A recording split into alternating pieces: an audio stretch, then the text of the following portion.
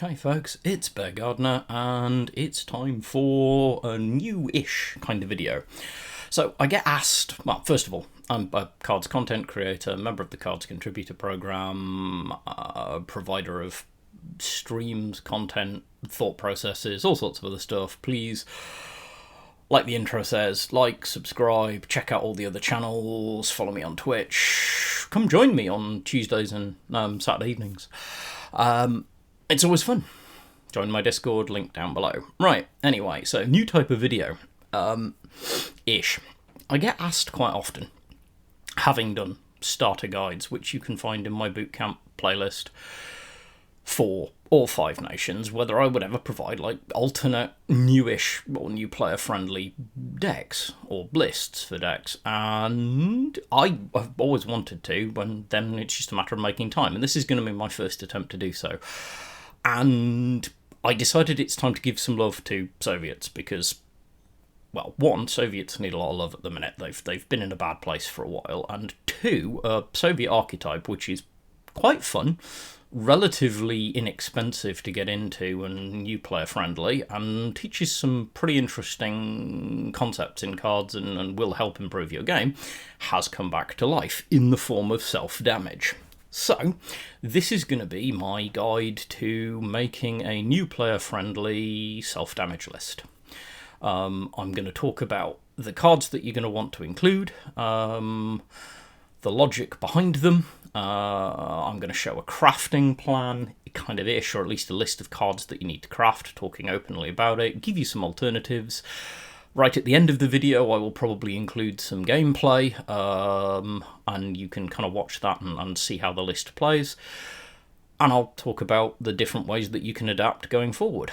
So, that being the case, the first thing to do is to talk about what I would consider to be a good list to start with. So, come join me. Okay, so let's take a look at the list that I suggest we aim for, and then we'll talk about what's in it and crafting costs and stuff like that. So, first of all, understanding self-damage. Self-damage is a list that works off the principle that you do damage to your own HQ.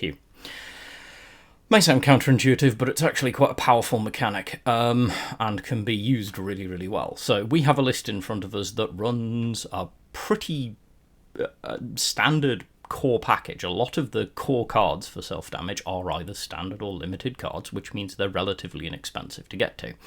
There are some specials in here and some elites, but I'm trying to keep that very thin. So before we get any further, I want to be really, really clear that these are not meta lists. This is not a tier 1 list. You're not going to get a tier 1 list at budget cost. What this is a list that is probably perfectly capable of getting you to Field Marshal and is good fun to play and doesn't involve having to dump a huge amount of resources into it, and in a bit I'll cover an even cheaper version of this that you can try out to find out whether you like the archetype without actually having to use any special or elite cards at all. But firstly, let's just take a quick wander through what this list does. So the core of kind of what self-damage does lies in things like the 456th Rifles. This card benefits, in this case, by gaining guard and +1/+1 whenever your HQ takes damage. Now, obviously, it can only gain guard once, but it can keep gaining the +1/+1 pretty much endlessly, which is fantastic. This is one of the big synergies. The other big synergy is another standard card, and this is the 34th Guards, which is a very, very big unit that is very, very expensive, but becomes 2 credits less expensive every time your HQ takes friendly damage, which is amazing, because quite often you will be playing this for 1 or 0.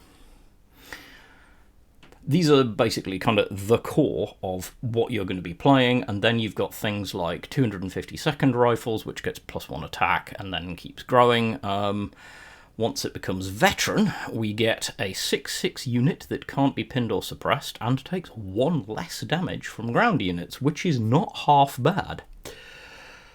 These are kind of the big core parts of this, and obviously, to be able to take advantage of them, you're going to want to be able to damage your own HQ. Now, there are a number of ways to go about doing this.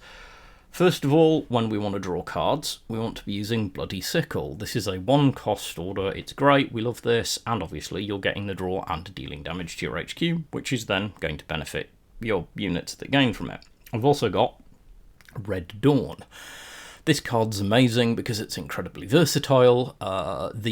Most of the time you're going to choose to deal 3 damage to a target unit and 1 damage to your HQ, but occasionally, especially late in the game when you've already got some decent board position and maybe you haven't got a lot of HQ defense or a quick way of getting it back, you're going to want to actually do this the slow way around and just use it to put a From the People that granted costs you an extra credit, but 4 credit for 3 damage to a unit for removal is not actually that bad value-wise, and the versatility is amazing. We also have things like the SU-76M, which is a lovely tank because it's a 5/3, it's a big aggressive tank that's only 1 op cost, and it deals damage to your HQ when it's deployed, which is great. Also got T-80, this is a Soviet special, not essential, but can be good because it gives you a 0 op cost tank, and 0 op cost is not nothing in this game because it helps you just keep going, and when it dies, damage to HQ. You see where all of this is going. We also have Winter Warfare. Now, Winter Warfare, 1 damage to everything, so obviously it's damaging our HQ, but also our units, as well as our opponent's unit. Wouldn't it be great if there was a way we could make this work even harder for us? And we can, because we have Japan as an ally, and we are running 33rd Recon, and, ideally, Scouting Party, because it's a draw. We can damage our own 33rd Recons and draw cards, and that's one thing that this deck needs is draw. Soviets don't have many great draw engines. This is a pretty good way to do it. Also critical, especially as a newer player, and I'll talk about this a little bit more later, is the inclusion of Island Defense. Now, this version of the list runs 4 copies of Island Defense. That is not generally considered to be the optimal number, and I'll talk about why I advise it as a place to start versus a place to end up later. But Island Defense is great because you're always going to be lowering your HQ defense, so you can get the value out of this card. Elite-wise, I wanted to keep this really, really light, so I've only gone for 2 elites that I think are just really good value. 329th Engineers is just great because your units are going to die, and anything that gets you HQ defense is good, and it's cheap. And the 122nd Corson may seem an odd inclusion, but quite often you'll have units on the board to make it cheaper, but also late game it can be very good for protecting your HQ until you can find a win. I have included some removal. This is commit the reserves. You could do it other ways. You could do honourable death. You could even run the hammer, I guess, if you wanted to stay Soviet with it. But I like commit the reserves because usually we can afford the credit slot, and frankly, this level of removal is just amazing in the game. What else have we thrown in here that's worth noting? Just checking. Oh, yes, so we'll cover the stand together next, because that's kind of the heart of the big finish on this. So we have 2 copies of Stand Together in here, and this one we'll talk about in detail in a moment. But this is an order that we are going to use to get really, really good value out of particularly our 34th Guards. So we're going to talk in detail a bit now about Stand Together and how it works, along with just generally what this deck wants to do. So what we want to do is get early position, get units on the board, but also be bringing down our HQ defense, so ideally we are getting a cheap 34th Guards. 34th Guards is obviously, if we can get this out for 1 or 2 credits, it's a good unit anyway, but its critical value comes in the fact that when you play Stand Together on the 34th Guards, there is only 1 target. So if we go to Soviet tanks that cost 7, there is only 1. You are going to get a KV-2 every single time, and this has only just come back into the game. And one of the reasons that this had kind of gone out of favour a bit as a trick to use in self-damage was that this had gone. KV-2 was rotated out for a while. It is now back and in a very strong form. This tank is amazing value Now, your perfect turn will come if you can get your 34th Guards into the front line, let them sit there for a turn, and because they're infantry, not tanks, then the next turn, ideally, you will have 4 credits available. The first credit will be used to swing with the 34th Guards, which will do 6 damage. The next credit will be used to place stand together, which turns the 34th Guards into a KV2 and gives it blitz, also resetting its activation, and then you swing for 7 with the remaining 2 credits. This is a trick that you will use, and the KV2 is incredibly durable. 5 defense is decent, heavy armor 2 is great, and the fact that order damage is reduced by it is really good. The 2 op cost is literally the only downside, and most of the time we can afford it. This is one of our big tricks to win the game. That said, this is not the only target that we can hit with stand together, it's just the best one. We could hit our 252nd, which would get us either an OT-34, which genuinely isn't that great. It's very indifferent. It's not awful, but the 2 op cost makes it fairly bad. But if we hit the SU-76M, which is a card we like anyway, no, we don't get the deployment effect, but 5 damage is not nothing. We can also technically use it in a pinch, and I would only do it in a pinch on the 456th, but the pool is so large here that you what you really would like to see is a T80 or a T70 because you'd like to see the attack value. The other ones aren't great. T35 could be quite dangerous, especially if you're using it in a pinch. This is not the best. Because the pool is larger, this is a less optimal way of using stand together. But these are the kind of things we can do. Critically, it is important to note, none of your 1-cost units can be targeted with stand together because there are no 1-cost Soviet tanks to summon with it. And notably, stand together is fixed. It's not X cost or lower, it is specifically that cost, which is why we can use it so well with the 34th Guards. Right, so that's what we're looking to do. What we're looking to do is take this deck and take advantage of the fact that we can damage ourselves, buff up our units. In particular, we love to see 456th just getting huge. This thing can get way out of hand if your opponent doesn't have a way to answer it. But also, we've just got some good value units in there that we can keep throwing at our opponent.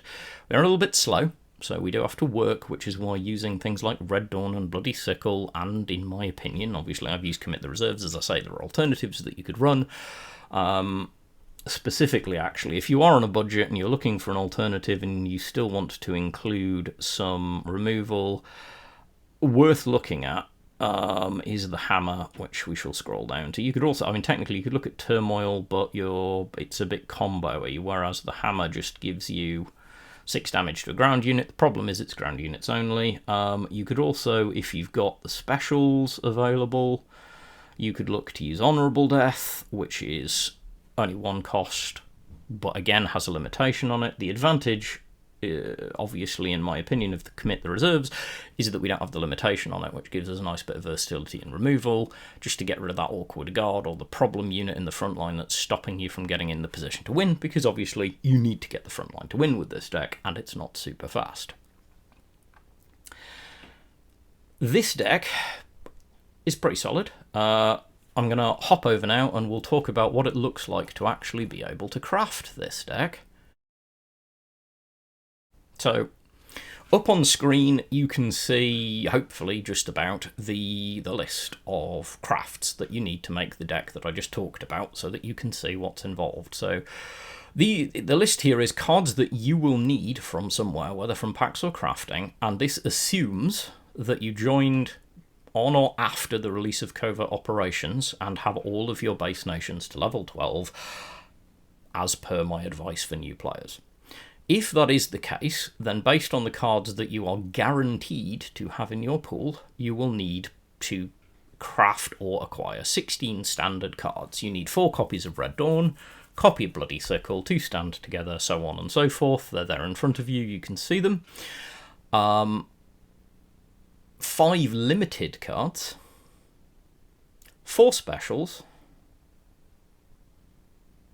Nope, that's a wrong number. That is 6 specials. My apologies. You need 4 Japan specials. I'll correct it live on stream.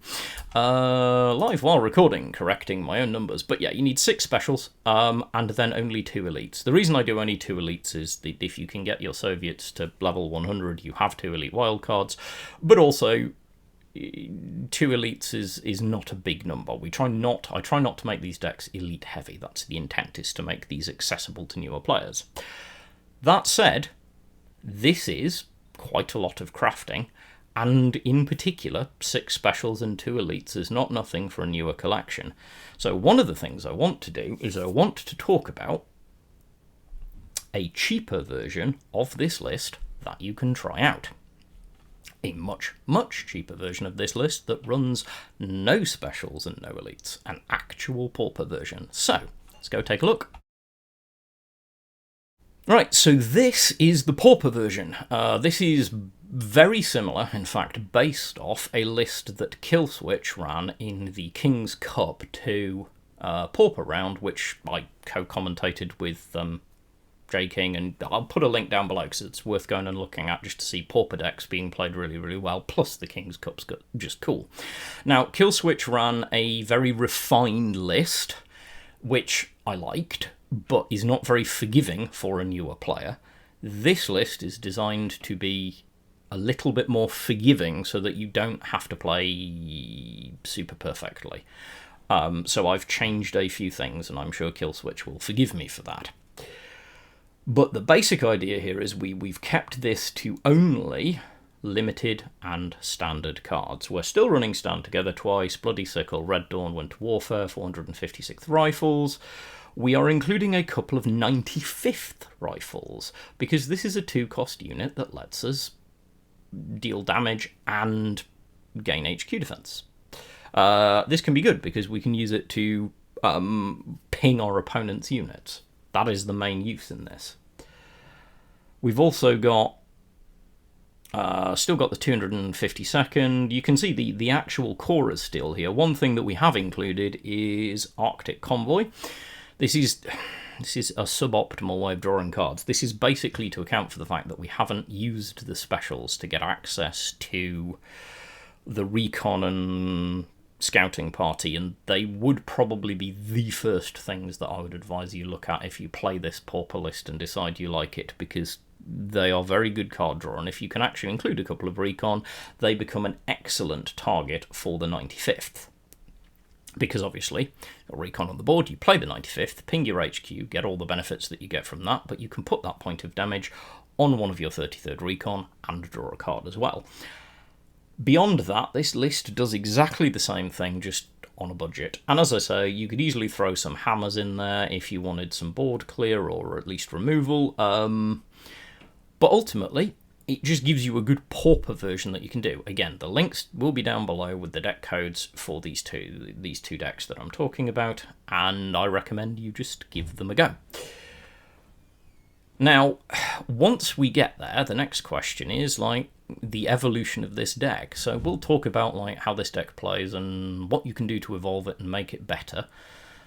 So let's hop back to the actual main list and talk a little bit about Soviet elites, and this is going to be something to be aware of, but we also need to talk about changes that you can make. So first of all, I said earlier I would talk a little bit about the inclusion of 4 copies of Island Defense.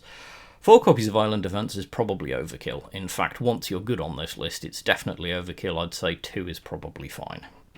You can, when you feel more confident on the list and are more comfortable with the play sequence and feel like the games aren't going to go long enough that you need the extra island defense, the first thing I'd suggest you do is cut 1 or 2 of the island defense, or 1 then 2 a bit later as you get even more confident, for more Stand Together as a budget option.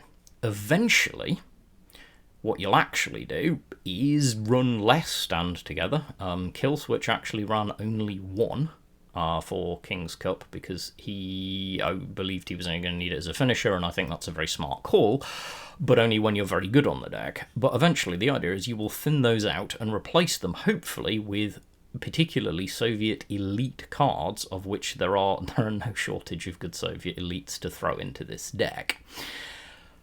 I can talk you through a few of them so that you can think about them, especially if you happen to have these in your collection, which you might do. Start with 97th Rifles, because this is just a value 1 cost elite that if you happen to have it, you should throw into basically any Soviet deck most of the time, because it's self-cycling. It puts another unit in, and then when that unit dies, you get to draw cards, deal damage to your HQ, which of course you want to do anyway, and then do it. The downside with this is that the 414th can be very dangerous because of the damage it deals to your HQ, so be aware of it. Road to Berlin is a pretty common include in self-damage for obvious reasons. It's a way of healing your HQ while damaging the opponents. I'm of the opinion it's actually mostly a win more card, because by the time you've got the frontliner in a position with your big units to start swinging at the enemy HQ, you should probably be winning anyway. But it doesn't hurt to have as a backup, and it's at 1 cost. It's a decent include if you've got it. Heroes of the Soviet Union, I'm only going to mention this because if you joined post-covert operations, you have got this in your collection. You absolutely could run it and just ping for the random elite, but all my comments previously on these cards apply. It is a bit random, but there's no reason not to throw it in early on if you feel like you definitely don't. You feel like you don't need all 4 stand-togethers after you've trimmed down your island defense. Pop one of them out, throw this in, and proc it for an elite every now and then. Not going to do you any harm. An elite we do like is the Yak 7. This is a high skill elite because it is constant damage to your HQ, which you need to be aware of and make sure you sack it out before it kills you. But it can also continually be growing your guard. The synergy between this and obviously the 456th is just huge. And it's a good draw engine. Soviets need draw engines. Mention 4th Cuban Cossacks because, again, if you've joined post-covert operations, you have this card. It is one of the 2 elites that you get. When you get, by the time you hit level 12 on Soviets, you have 2 elites. It's 4th Cuban Cossacks and Heroes of the Soviet Union. It's okay. It's not really great to us, but again, once you've decided you don't need the stand-together extras or the island defense extras, you could throw it in and make use of it. Absolutely, and it is 0 op cost. Let's swing by one of my favourite and most useful Soviet elites in the game, which is the BM-13N. This is one of the most irritating cards in the game to deal with because of its text effect. It is not super synergistic with your deck, but if you've got it, it is probably worth running just for the annoyance factor and its value. We'll talk about the Armoured Train. This can be a contentious one. Some people love it, some people don't. I'm indifferent towards it. If you find that it's useful, great. But sometimes I find I just end up with a bunch of light infantry that I don't want, and it's quite expensive. But it is a good guard body. Depths of Winter. This is definitely something you're eventually going to want, because this combined with Winter Warfare is one of the best board clears in the game. And occasionally we will need a reset. Corson we've already talked about, we have it in there. Yes, Naval Brigade. So this is a great card. I love this card because this card is actually an incredibly strong play when played well, because you're destroying any damaged unit, doesn't matter how big it is, and you get a 4/4 ambush guard. It's a pretty strong include in my opinion. I'm going to come back in a minute. You'll see why. But first of all, we're going to skip past a bunch of other ones that I'm not necessarily a big fan of including, and we're going to go to Winter Offensive. It is 8 cost, but 4 damage to all can be huge. And most importantly, late game, if you get your opponent down to 4 or less HQ defense, and you can get pushed off the front line and you just can't get the finish, this can just win you the game. Of course, it can also just kill you. Be aware, your HQ will take damage first, so if you have 4 or less and your opponent has 4 or less and you play this, you've just surrendered, in effect. in a very spectacular way. Something to be aware of.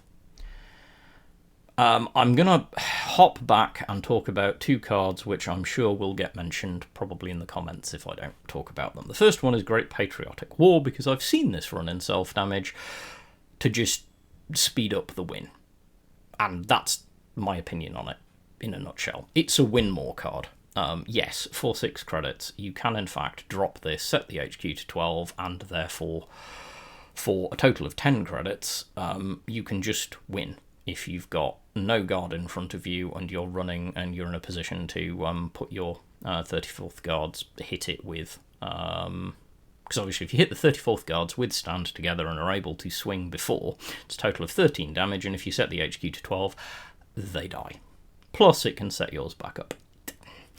I'm not a fan, I don't think it's necessary, but you can certainly run it, and you could certainly try it if you've got it. One card I really don't like in self-damage, but other people do, is the 872nd Guards, and also known as the Joseph Stalin printer. Yes, in theory, this is a staggeringly strong card, because when you destroy it, you get a huge tank with heavy armor too, which, if your opponent bounces it for some ludicrous reason, you get a copy in your support line, or if you can somehow bounce it yourself, but that's not something we're doing. I'm not a massive fan of this, but I know other people do use it. And finally, we will touch on strategic focus.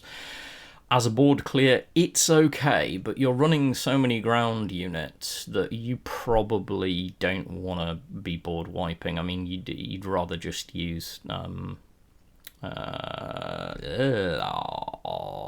Depths of Winter, honestly, in my opinion. But those are elites that you can look at, and as I say, there are some good includes in there. Let's summarise a little. We're there. Those are the deck lists. As I say, they're all down below. You can get the links, have a look at them, try them out, see what you think. This is a solid archetype. It is very playable at the minute. It can get some very good results. I've tested it and had some very good results into some quite good matches with it, and you'll see some gameplay in a bit. But it's also good fun, and it teaches some interesting habits for new players. If you're a newer player or even a moderate player who just wants to up your game a bit and become a little bit more situationally aware, this deck will do it for you because it really makes you focus on maths. In fact, one of the games that you'll see at the end of it, I only won because of maths, and unfortunately for my opponent, they missed a mathematical reality that left me on 1 HQ defense, which was enough to win the game.